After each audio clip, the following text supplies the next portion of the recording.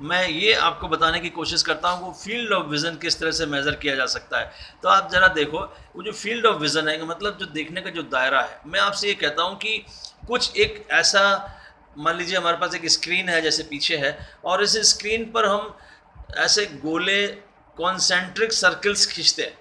Concentric circles का मतलब क्या है? तमाम हमने वृत्त खींचे, छोटे से लेके बड़ा तक, है ना, छोटे से लेके बड़ा तक हमने वृत्त खींचा हुआ है, और उन सब का केंद्र एक ही है। उन सब का केंद्र एक ही है। कॉन्सेंट्रिक माने सेंटर कॉन्साइड कर रहा है।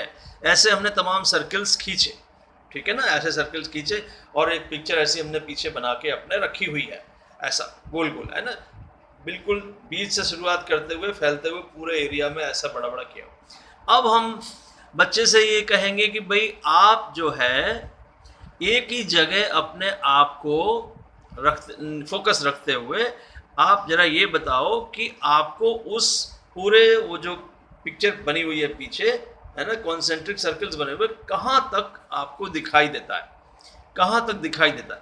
तो आप, जैसे मैंने आपसे कहा था कि हमारा कॉनिकल शेप में हमारा विजुअल फील्ड बढ़ता है ना। आप दूर जाओगे तो आपको ज़्यादा दायरा दिखता है, पास में आ जाओगे तो कम दायरा दिखेगा।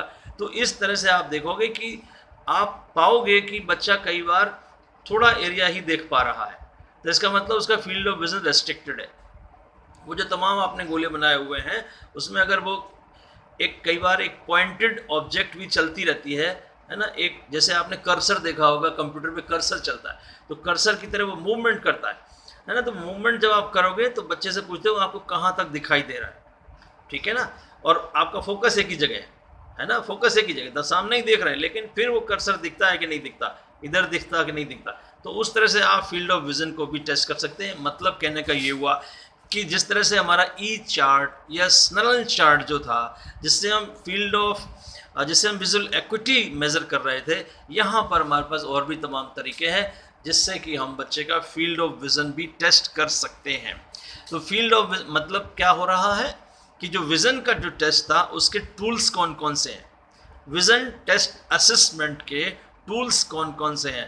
तो मैंने कहा ई चार्ट, स्नेल्स चार्ट, और जो मैंने अभी आपको डिस्क्राइब करके बताया कि हमारे पास जब डॉक्टर्स के पास आप जाओगे तो बहुत से आपको अन्य तरीके भी आधुनिक मिलेंगे। एक उदाहरण मैंने आपको देके बताया कि फील्ड ऑफ विज़न होता क्या है और किस तरह से उसको हम मेज़र कर सकते हैं। तो ये बात समझने की थी। तो ये कुछ टूल्स की बात हमने आपसे की। उसके बाद थोड़ा और कहेंगे सर, थोड़ा और